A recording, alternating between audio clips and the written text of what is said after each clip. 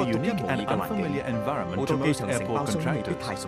The presence of huge aircraft with lengths exceeding 75 meters and wingspans exceeding 79 meters represent risks that are not found in any other workplace. Here, aircraft use the runways to take off, reaching speeds as high as 300 kilometers per hour, and use the taxiways to move between various parts of the airfield. The risks are extensive. Any accident on the airfield will not just impact on those working there and causing the accident, it may also jeopardize the safety of passengers on board aircraft and result in life-threatening hazards to these innocent people. Therefore, it is mandatory that before you commence your work in the airfield, you must call the Apron Control Center for permission. Because of this unique but potentially highly hazardous working environment, you must be especially alert on the airfield and not perform certain acts which may seem perfectly normal in other workplaces. For example, the intake of food in the airfield is strongly discouraged, and food must definitely not be allowed to be left in the airfield after your work. This is because the food may attract birds to the runways and taxiways, and the birds may be sucked into aircraft engines, resulting in costly damage to the engines or even disastrous problems in aircraft landing and taking off. It is always an essential practice that you clear up any kind of garbage or fallen objects after working on the airfield. We call these things foreign object damage or FOD. Typical FOD are plastic wrappings, bolts, nuts, cans, baggage tags, etc., which may be sucked into aircraft engines and cause irreversible damage. For the same reason, any tools or materials stored in your worksite on the airfield should be secured properly at all times. When talking about the suction power of jet engines, naturally, there is one object which you would never want to be sucked into a turbine. This is yourself. So make sure you never stand within the engine suction zone of an aircraft, be it stationary or moving. The zone may extend to several times the length of the aircraft in front, so you must not underestimate the safety distance. The blowing power of aircraft engines is equally strong, and this is called jet blast. When an engine is running or even just starting, it can blow any object behind it to an incredible height and destroy the object right away. Look at what a jet blast can do to this truck, a supposedly heavy object by our daily standards. So if you are working around an aircraft that is parked at the terminal, you should be aware of its departure status and be ready to leave the site before the engine starts. Lightning can pose a serious threat to the safety of those working on the airfield. A lightning bolt hitting the ground can have a voltage in excess of 100 million volts, which is over 450,000 times that of our domestic power supply. Thanks to the airport lightning warning system, the hazard of lightning strikes to all airport staff and contractors working in the airfield is now greatly reduced. The system assesses the potential for lightning strikes in the airport area and issues both visual warning signals in the form of lights and audible signals by a loud siren. An amber warning will be issued when the potential of a lightning strike is high. When the amber alert is on, all non-essential activities in open areas must be suspended, and the personnel concerned must take shelter.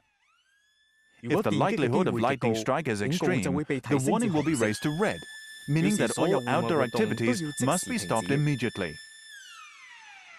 In addition to taking shelter during a lightning alert, you should avoid using any equipment that conducts electricity.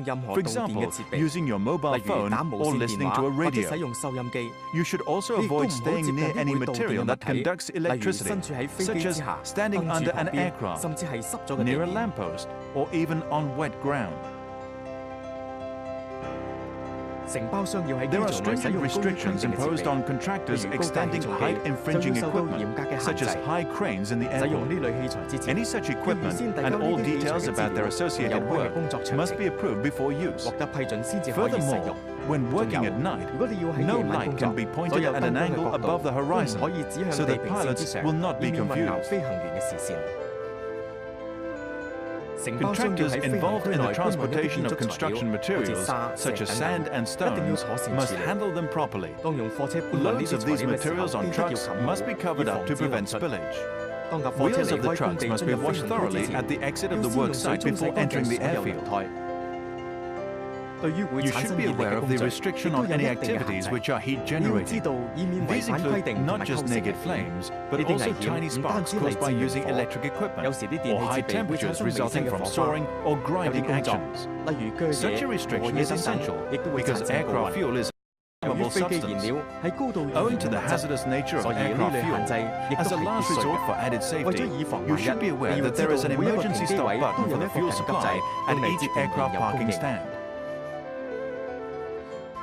If you need to drive in the airfield, you should first sit a written examination on the special rules and precautions for driving in the airfield, and obtain a D endorsement on your airport restricted area permit.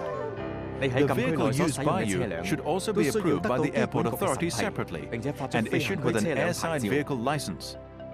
You may be allowed to drive on a specified routing only, and if you drive outside of such routing, you may be regarded as driving in the airfield without a permit.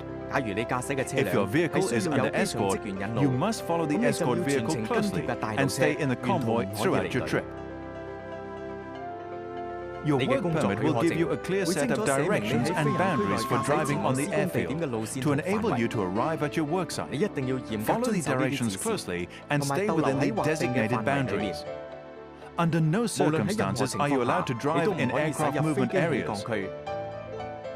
Because you may be unfamiliar with the driving environment in the airfield, especially when there are moving aircraft, you must pay special attention to driving in such situations. You can easily recognize a moving aircraft by its anti-collision light.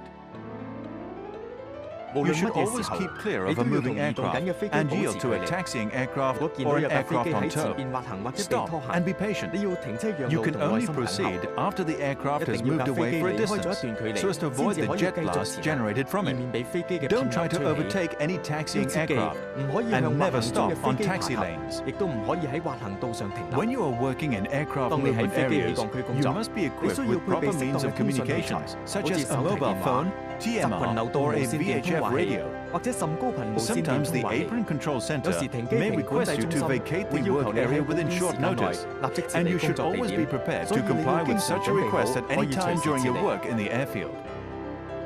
If, unfortunately, an incident does occur, emergency phones are conveniently available at the parking stands, so that you may get the necessary directions and assistance within the shortest possible time. Remember, in a working environment as unique as the airfield, a few seconds difference may save hundreds of lives.